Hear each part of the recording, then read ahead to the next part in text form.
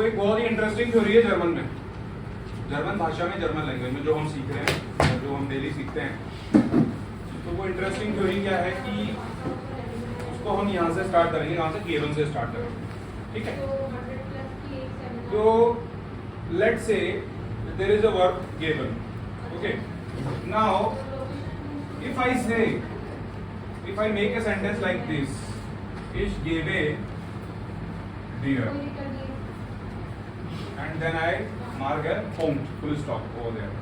मैंने एक सेंटेंस लिखा, is gave a deer, मैं देता हूँ तुमको, और मैंने फुल स्टॉप लगा दिया। तो आप ऑफ कोर्स काबरा बोलेगा यार सर क्या क्या देते हो, मतलब ये तो सेंटेंस में कुछ मीनिंगफुल ही नहीं लग रहा, आप लिखिए तो लिखना ही बेकार हो गया सेंटेंस को। Why are you writing like this? It is incomplete communication. There is no proper communication in this sentence. बोलोगे ना?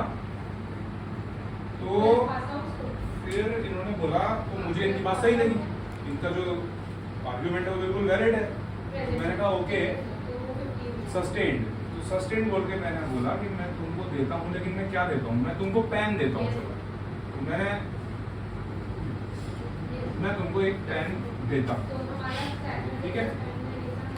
तो क्या हुआ, बात क्या निकल के आ रही है कि there are certain words in this language. In fact ऐसा नहीं है कि इन दिस लैंग्वेज वो अपने हिंदी में दिए, ऐसा कुछ भी नहीं है, ठीक है। There is nothing very particular और there is nothing very typical about this language. Hindi के अंदर भी ऐसा ही है कि मैं किसी को बोलता हूँ कि मैं देता हूँ तुमको, तो आप बोलोगे क्या देते हो, ज्ञान देते हो, पेन देते हो, क्या देते हो। तो वो हिंदी के अंदर भी वही बात वैलिड है कि आखिर देते क्या हो, ठीक है। तो एक्चुअली इन हिंदी, इंग्लिश और German there are a set of verbs, ऐसी क्रियाएं हैं मौजूद जिनके लिए कि क्या है कि एक ऑब्जेक्ट का होना आवश्यक है। क्या है कि आप आगे देते क्या हो तो वो बताओ आप हमको, ठीक है। तो उसमें क्या है कि एक तो ऑब्जेक्ट का होना आवश्यक है। क्या उसमें आवश्यकता पड़ रही है, उन वर्ब्स के साथ में क्या हो रहा है कि दे नीड एन ऑब्जेक्ट, ठीक है। और यदि हम इससे चलें subject plus verb plus object से, तो ऑब्जेक्ट तो वैसे भी हर सेंटेंस का पार्ट था ही था, तो ऑब्जेक्ट तो चाहिए था, ठीक है। बट ऑब्जेक्ट के साथ ही साथ उन वर्ब्स के अंदर एक और खास बात है कि उनके अंदर they need a person as well, they need a person as well, ठीक है।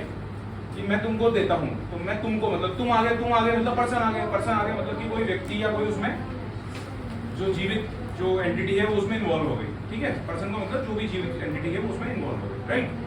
तो now what is the thing, what they say, what they ask actually, that why are you writing here only deer?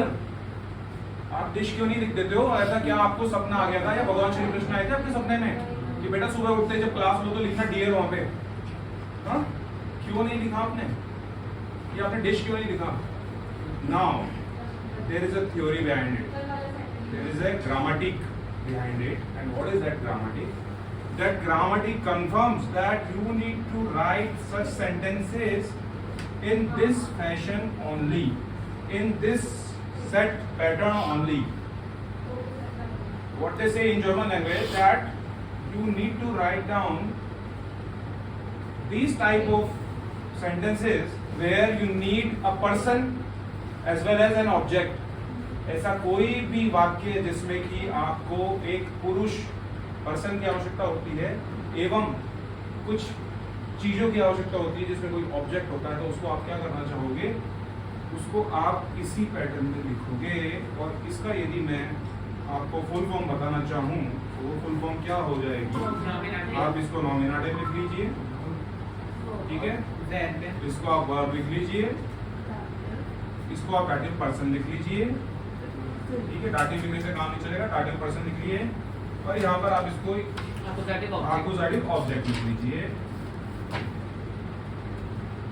तो क्या बात हो गई कि ऐसी वर्ब्स जिनमें कि हम या हमें आवश्यकता होती है प्रॉपर कम्युनिकेशन के लिए एक पर्सन और एक ऑब्जेक्ट की, तो उसके अंदर जो हमारी थ्योरी काम में आएगी वो आएगी एनवीडीए की थ्योरी, ठीक है। वहां पर हम क्या काम में लेंगे, नॉमिनेटिव वर्ब, डाटिव पर्सन और आकुजाटिव ऑब्जेक्ट। मींस हमेशा आपको पर्सन को डाटिव करना होगा और ऑब्जेक्ट को आपको आकुजाटिव कंसीडर करना होगा। Das ist alles. Danke sehr schön. Thank you.